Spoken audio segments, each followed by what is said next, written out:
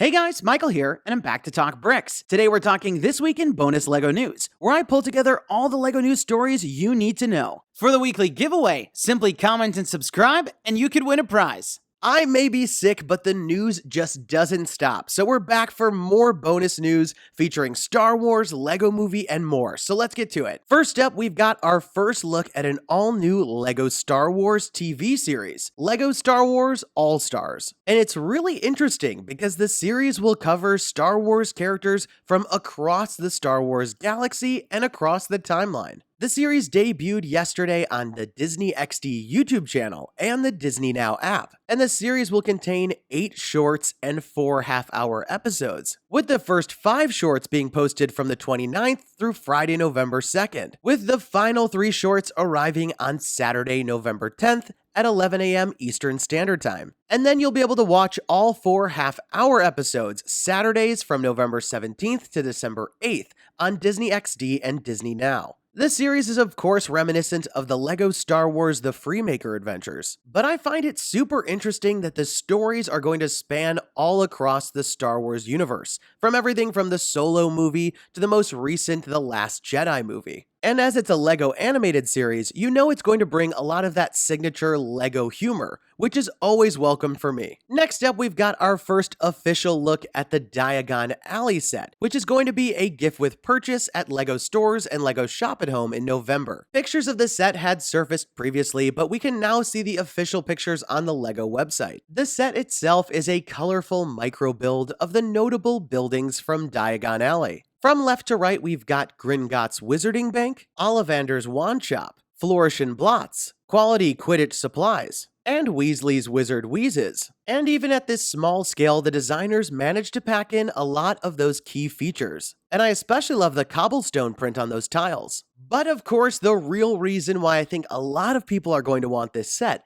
is for that really nice Ollivander minifigure. And I think they did a pretty nice job with the detailed print on the torso and the gray Doc Brown hair. You'll be able to pick up the Diagon Alley set from November 9th through November 21st with your purchase of $99 or more. And I'd say this one's a must-have for me. Next up, we've got a couple pieces of LEGO Movie 2 news. First, in honor of National Cat Day, we got this great picture of Angry Unikitty, which looks just like the Angry Unikitty minifigure that we got at this year's San Diego Comic-Con. I'm personally super excited to see what Unikitty will do in this new movie, and I can't wait to see which sets she'll come out in, because you have to imagine with that new tail mold, we'll be getting her in at least one. And next up, in honor of the LEGO Movie, we're also going to be getting an expansion of the LEGOland Florida theme park called the LEGO Movie World. There will be 3 all-new attractions in this section of the park. The LEGO Movie Masters of Flight allows you to fly on Emmett's triple-decker flying couch. There's a full dome virtual screen, which reminds me a lot of the Soarin' ride from Disney World. And while you feel like you're flying, you'll be alongside Emmett Wildstyle and even Sweet Mayhem from the new movie. Next up, we've got Unikitty's Disco Drop, which looks like one of those giant drop rides. But on this one, you'll drop, spin, and bounce with Unikitty and her many personalities in Cloud Cuckoo Land. And the final attraction is the Battle of Bricksburg. On this ride, you'll be on a water vehicle spraying the Duplo aliens, who invaded as part of Taco Tuesday, to keep them from stealing LEGO bricks by spraying water at the targets. Overall, the LEGO Movie World seems like it's going to be pretty fun. It's a colorful area with character meet and greets, a Taco Tuesday themed eatery, and of course, shops and other things to explore. So stay tuned for this area early spring 2019. Next up, thanks to a couple listings on Amazon, we found out that we're going to be getting a couple new books featuring LEGO minifigures. First, from LEGO Jurassic World, we've got Jurassic Hero, which is an activity book that comes with an Owen minifigure, as well as some nice accessories. Previously, this version of the character was exclusive to the Carnotaurus Gyrosphere Escape set, which is an $80 set. So getting this figure from an $8.99 book is a pretty good deal. And from LEGO Harry Potter, we've got the Back to Hogwarts book, which comes with a Harry Potter minifigure as well as some additional accessories including Hedwig. But this minifigure did come in a $4 polybag, Journey into Hogwarts. So if you don't want the book, this one may not be quite as good of a deal. If you want to pre-order your copy of the books, I'll leave links in the description below where you can do that. And I'll also leave a link in the description below to that polybag. Next up in LEGO Ideas news, we got the designer video for the fantastic upcoming set, the pop-up book. I don't know about you guys, but I always love getting this sort of behind-the-scenes look at how these things come together. In case you missed it, the pop-up book contains 859 pieces and will retail for $69.99. This brick-built book looks unbelievable with that dark green design with all of the brown tiles as trim. On the cover, there's a wonderful large printed tile with the Once Upon a Brick title, and beneath that, there's 2 tiles featuring each of the fan designers' names. But of course, as the name suggests, you can simply open the book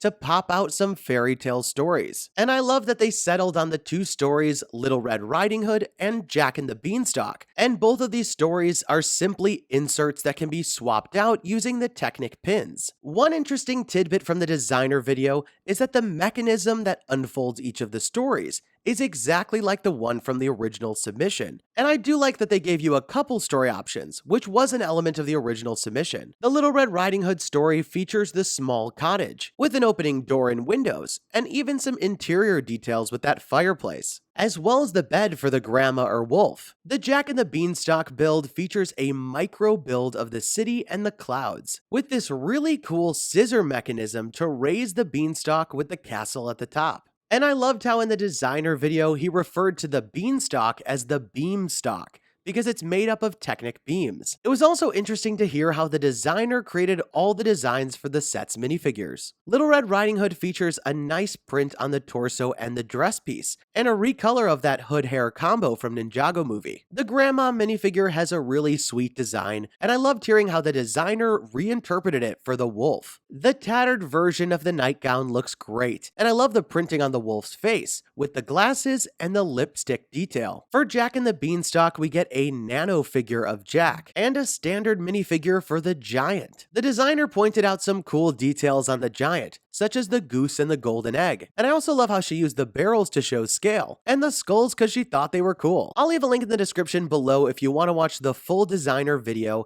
and I just can't wait for this set to come out November 1st. At $70, it's certainly not the cheapest build, but between all the minifigures, the multiple stories, and the really interesting function, I think this one's worth it. Next up in LEGO store news, there's been a few grand openings, which have brought with them some exclusive minifigures. And thanks to a couple Reddit users, we get a look at the figures and also a sense of how limited they are, where there were only 500 made. For the New Orleans store opening, we get a purple and green Mardi Gras figure with a top hat and a saxophone. And for Pittsburgh, we get this hockey player minifigure, complete with a helmet and hockey stick. And on the back of each figure is the exclusive printing, which features the year, the LEGO store name, and each of the locations' names. While these figures themselves aren't super exciting, it is cool to see that they're making more regionally themed minifigures for the store openings. The next store opening is going to be in McAllen, Texas, and there's going to be some other freebies, a fun event, as well as another exclusive minifigure, which you can see here. So there you have it, folks, another amazing week in bonus LEGO news. Out of everything here, I'm probably most excited about the LEGO Movie 2, that Diagon Alley set, and picking up the pop-up book. But there's definitely a lot to look forward to. Be sure to leave this video a thumbs up down below if you like LEGO news, and don't forget to subscribe, because there's always more LEGO news coming soon. And let me know your thoughts in the comments down below. What did you think of all these stories? And which of these things are you most excited about? And remember, for my weekly giveaways, simply comment and subscribe, and you could win a prize.